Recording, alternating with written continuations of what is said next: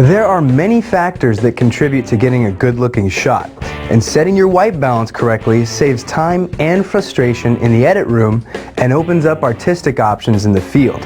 In this segment, we talk about the basics of color temperature, when to use auto white balance, setting your white balance manually by dialing it in or using a white reference object, and how to ensure good results in tough situations.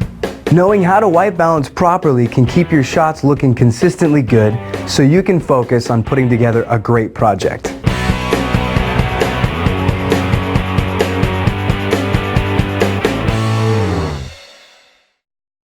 Before we dive into white balance, we need to briefly explore the concept of color temperature. Here's what you need to know. Every source of light has a color temperature. The color temperature of a light source is measured in degrees Kelvin and can range from 1700 K for a lit match to upwards of 10,000 K for skylight. The lower temperatures produce an orange color cast, while the upper temperatures produce a blue color cast. Professional lights are designed to operate at specific color temperatures. A tungsten light operates at 3200 K, which produces an orange cast, while daylight balance lights operate at 5500 K or 5600 K, which produces a blue cast. Some LED lights even have adjustable color temperatures that cover that whole range. Your camera must shoot at a specified color temperature, and setting the white balance properly counteracts the color cast so your footage looks natural. So when do you need to white balance your camera? Every single time your light sources change. Whether you're moving from indoors to outdoors, changing your lighting setup, or a cloud covers the sun, white balancing should be a normal part of your routine.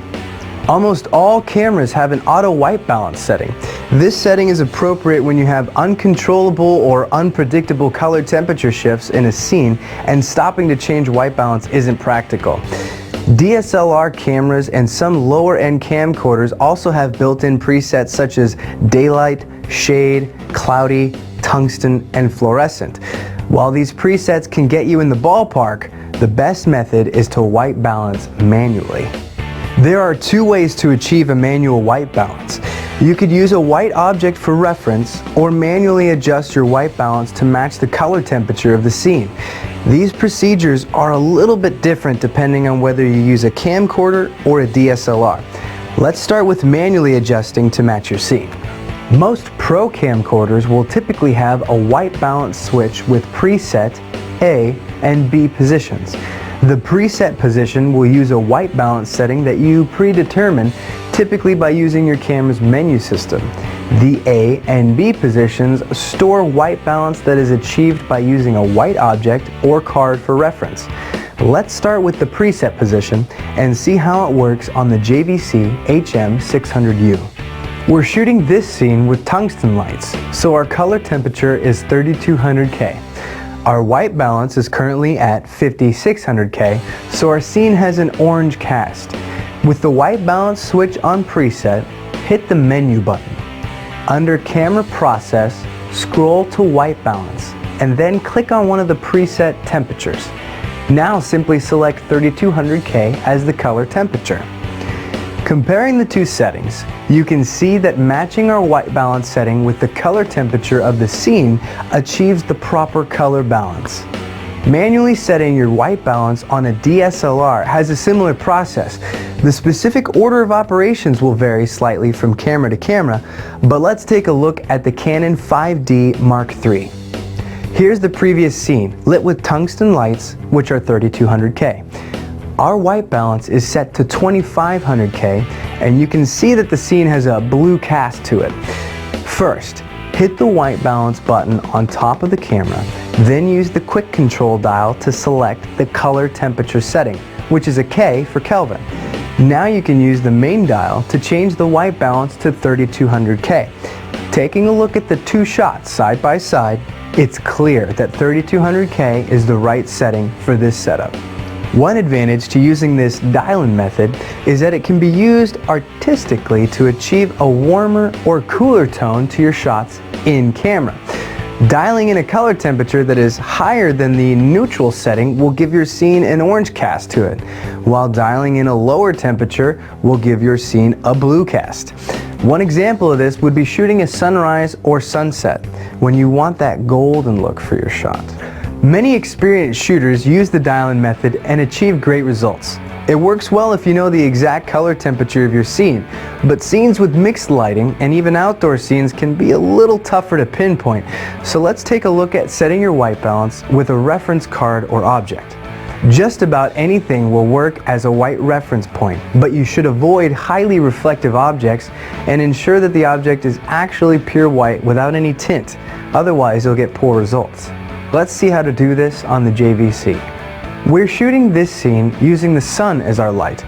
Our white balance is currently set at 3200K, and you can see the scene has a definite blue cast to it. Take a simple white sheet of paper and position it in the scene where your subject will be.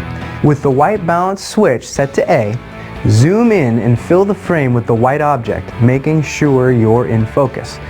You can probably get away with filling about 80% of the frame, but filling the entire frame is ideal. Now press the white balance button and let the camera do its magic.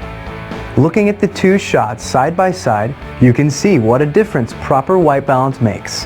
Now let's take a look at using a white reference object for a DSLR camera using the 5D Mark III. Other DSLR cameras will have a similar process. Back in our outdoor scene, our white balance is set to 10,000K and is clearly incorrect. Let's bring in our white reference and zoom in to fill the frame of our shot.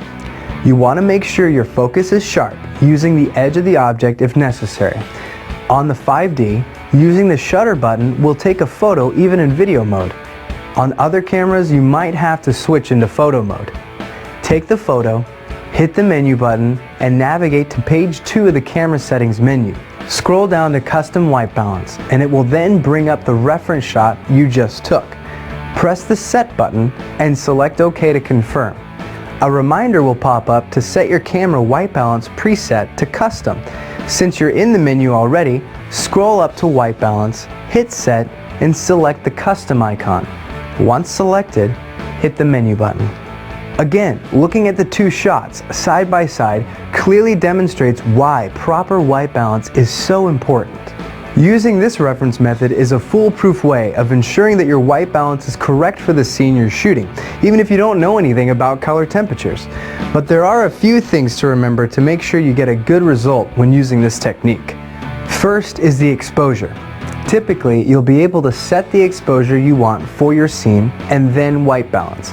But if the lighting setup in your scene causes the white reference to be overexposed or severely underexposed, your camera won't return a proper white balance. Let's take a look at an example. We've got a scene that is mostly dark colors and we're throwing a lot of light on it. If we bring our white reference in, it's overexposed.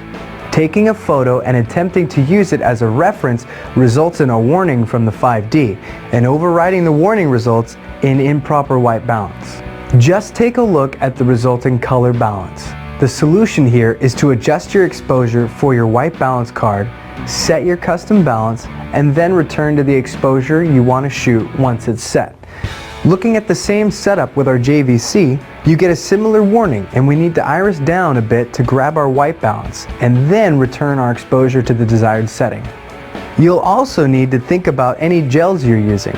If you're using color correction gels on lights, you'll want to make sure those are on before white balancing. However, if you're using color gels in a scene for artistic effect, you'll want to turn those lights off when you white balance. You don't want that amber gel fooling your camera into the wrong white balance setting. If you find yourself in a mixed color temperature situation, such as outdoor light from windows streaming into a fluorescent lit office, and you want to balance between the two temperatures, you need to make sure that portions from each lighting source are hitting your white reference object when you balance. Finally, if you're using any neutral density filters for a shot, you want to make sure they're on before you white balance to get proper results. Whether you're trying to achieve a perfect color balance in your scene or striving for a particular effect, white balance is a great tool that every video producer should understand. So take that switch off manual and take more control over your shots. Thanks for watching.